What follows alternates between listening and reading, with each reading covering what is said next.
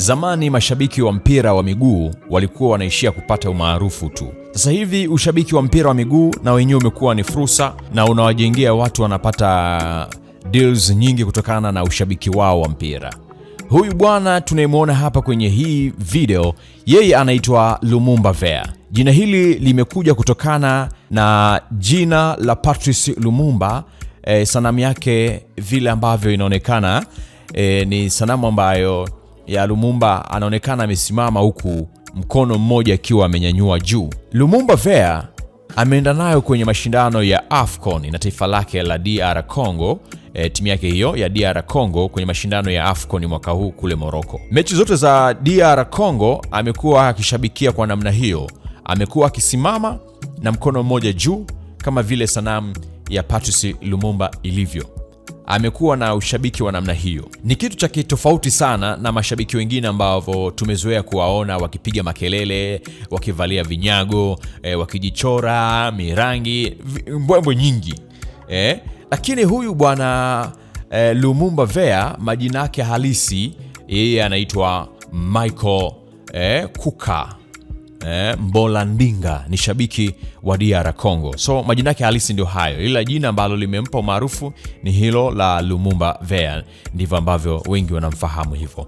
Kwenye mashindano ya AFCON amejizolea umaarufu mkubwa sana. Watu wamepiga naye picha, viongozi wa soka tumeona wakipiga naye picha, na hii imemtengenezea fursa, imempa dili la kumfanya yeye aweze kubaki Morocco mpaka finali. Tunafahamu DR Congo ilitolewa na Algeria kwenye hatua ya 16 bora kwenda robo finali kwa bao moja.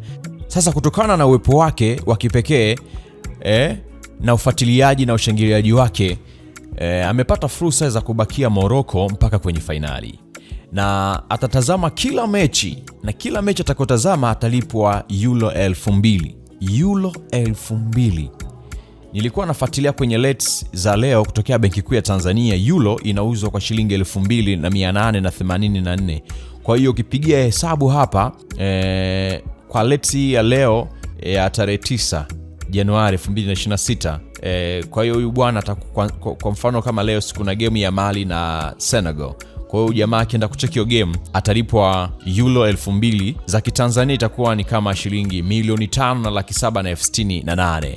Uko hapo 5,700,000 na ushe atalipwa kila game atakwenda kucheki. Kwa hiyo leo tu anaweza katengeneza kama milioni 10 na pointi hivi, kwa sababu kuna game ya leo ambayo inachezwa saa 1 za Afrika Mashariki na kuna game nyingine itakayopigwa usiku. Kwa hiyo atatengeneza kama milioni 10. Alafu kuna game zingine tena za kesho, game na zenyewe ni 2. Kwa hiyo kuna uwezekano wa kutengeneza pesa nyingi sana kwenye hizi game. Kwa hiyo jamaa yetu anabakia Morocco. Kama ataamua kulicancel hilo deal ni yeye, lakini ameshapewa hilo deal na sidhani kama kuna mtu anaweza akakataa. Kama alienda Morocco na amepata fursa kubwa kama hiyo, iko hivyo. Kwa nini amechukua fursa hii ya Patrice Lumumba kuipeleka AFCON? Je, unafahamu historia ya Patrice Lumumba yenyewe? Na kwa nini amekuwa icon? Miaka mingi Lumumba amefariki. Sasa nakusogezea kufahamu historia ya Patrice Lumumba kutokea Umoja wa Mataifa, idhaa ya Kiswahili. Mimi ni Pascal Kadushi na hii ni Kadushi Media. Usiache wala usiondoke pasipo kusubscribe wala kukomenti kwenye taarifa hii. Waziri mkuu wa kwanza wa taifa huru la Kongo alihudumu kwa wiki 10 tu madarakani, lakini amesalia kuwa mtu mashuhuri na shujaa kwa baadhi ya watu, lakini kwa wengine jitu la kutisha. Enzi za ukoloni wa Ubelgiji, Lumumba alikuwa karani wa posta na baadaye mchuzi wa bia. Akiwa kiongozi wa chama cha Movement National Congolais MNC, alikamatwa na wakoloni kwa sababu ya maandamano na kusiwekwa rumande huko Stanville mwaka 1959, na baadaye aliachiliwa huru ili ashiriki kwenye mazungumzo ya uhuru wa Kongo. Uhuru ukinukia, aliteuliwa kwa waziri mkuu. Umaarufu wake uliibuka wakati wa sherehe za uhuru wa Kongo tarehe 30 Juni 1960 baada ya mfalme Badoun wa Ubelgiji kutumia fursa ya sherehe hizo kutetea yale yaliyofanya na Ubelgiji nchini humo. Joseph Kasavubu, rais wa kwanza wa Kongo wakati huo, Alijibu hotuba hiyo kwa heshima na taadhima, lakini Lumumba alipochukua kipaza sauti hakusitiri neno, akatumbua jipu na kukemea ukoloni wa Wabelgiji akisema ulikuwa ni dhihaka kubwa. Ubelgiji haikutarajia, kwani ilitegemea baada ya uhuru mambo yataendelea kama ada. Siku 5 baada ya uhuru, askari wa jeshi la Kongo ambalo halikuwepo na hata afisa mmoja wa Kikongo wakakengeuka na kuanza kushambulia raia wa Ubelgiji.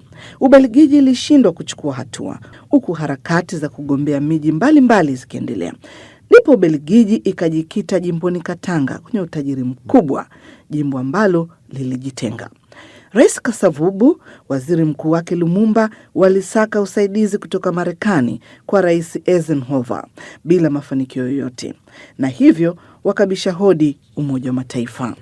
Baraza la Usalama la Umoja wa Mataifa likaidhinisha kupelekwa kwa kikosi kikubwa cha walinda amani ili kuondoa askari wa Kibelgiji huko Kongo na kurejesha utulivu wa raia na utawala. Kikosi cha kwanza cha askari 3,000 kutoka Afrika kiliwasili ndani ya siku 3 na wengine 10,000 waliwasili wiki 2 baadaye, kukiwa na watendaji ili kuondoa pengo la utawala wa raia, huduma za afya, mawasiliano na usalama, nia ikiwa kuelekeza Wanakongo jinsi ya kuongoza nchi yao. Katanga ilijitenga. Wanajeshi wa Kibelgiji wakaendelea kuwepo huko, vikosi vya Umoja wa Mataifa vikiwa havina mamlaka ya kuwashambulia, bali kuweka majadiliano. Lumumba hakufurahi. Alisaka usahiba wa Urusi, huku vyombo vya habari vya magharibi vikidai ni kibaraka wa nchi hiyo, jambo ambalo baadaye lilimchochea kusaka usaidizi wa kijeshi kutoka Urusi, ambapo ndege 11 za mizigo ziliwasili Stanville zikiwa na bendera ya Kongo na zimeandikwa Jamhuri ya Kongo. Lumumba hata alitishia kufukuza kikosi cha Umoja wa Mataifa. Naelezwa kuwa mapema mwezi Septemba, baada ya kuona usaidizi wa kijeshi kutoka Urusi, shirika la ujasusi la Kimarekani CIA lilipatiwa kibali kumuua, lakini walishindwa wakati huu kutokana na ulinzi mkali kutoka Umoja wa Mataifa. Lumumba alisaka kumaliza harakati za kujitenga kwa jimbo la Kasai. Alibeba askari kwa kutumia ndege za Kisovieti kwenda Katanga, ambapo askari walijitwalia madaraka na hata kuripotiwa vitendo vya ubakaji na uporaji kwa watu wa jamii ya Luba. Hii ilimjengea adui mkubwa Patrice Lumumba. Kitendo hiki kilimchochea Rais Kasavubu, na ushawishi wa Marekani alimuondoa Lumumba serikalini kwa madai ya kutumbukiza taifa kwenye vita vya wenyewe kwa wenyewe. Lumumba alijibu hoja kupitia redioni na kutoa wito kwa wananchi wa Kongo kusimama kidete na kupambana ili wafe naye. Kwa kuwa nchi za magharibi zilimuunga mkono Rais Kasavubu, huku Urusi kimuunga mkono Lumumba, Kongo iligawanyika mapande mawili, mashariki na magharibi, huku Umoja wa Mataifa ukijikuta kati. Siku chache baadaye mambo yalibadilika baada ya mnadhimu mkuu wa Lumumba, Kanali Joseph Mobutu alipohamia upande wa pili. Kufuatia ushawishi wa Marekani, Mobutu alitangaza kupitia redio kuwa anachukua serikali akiwa mrengo wa Rais Kasavubu na kuwa kiongozi mkuu wa serikali. Lumumba akiwa chini ya ulinzi wa vikosi vya Umoja wa Mataifa aliendelea kuishi akiwa ametengwa kwenye makazi ya waziri mkuu, lakini zama zake za utawala zimefika ukingoni. Hindi Baraza Kuu la Umoja wa Mataifa lilipolazimika chini ya shinikizo la Marekani kupiga kura kumtambua Kasavubu na Mobutu kuwa ni wakaliaji halali wa kiti cha Kongo kwenye Baraza Kuu la umoja huo, ndipo Lumumba alitambua kama karata ameshalamba garasa, mchezo umekwisha. Tarehe 25 Novemba mwaka 1960, akiwa amejificha kwenye kiti cha nyuma cha gari huku mvua kubwa ikinyesha, aliondoka kisirisiri kwenye makazi yake ili kusaka kuungwa mkono huko kwenye ngome ya Stanville. Jeshi la Umoja wa Mataifa halikuruhusiwa kujihusisha na siasa za Kongo, na hivyo liliagizwa lisijihusishe na harakati za Lumumba wala wafuasi wake. Alikamatwa na askari wa Mobutu na kutiwa korokoroni huko Stanville. Hata akiwa gerezani, Lumumba alikuwa tishio kwa Kasavubu, Mobutu, lakini pia kwa Marekani na Ubelgiji. Kwa hiyo wakati katibu mkuu wa Umoja wa Mataifa Dag Hammarskjöld na wawakilishi wake wakipigania aachiliwe huru Kasavubu na Mobutu kwa usaidizi wa Ubelgiji, walikuwa wanasaka mbinu za kumaliza kabisa. Hivyo mpango ulisukwa kumkabidhi Lumumba kwa watu wa Kasai waliotaka kulipiza kisasi. Ndege ilimchukua Lumumba na wenzake 3 Ndani ya ndege walipata kipigo na mateso makali, na baada ya kutoa Katanga walipelekwa eneo la mafichoni ambako waliuawa na kuzikwa.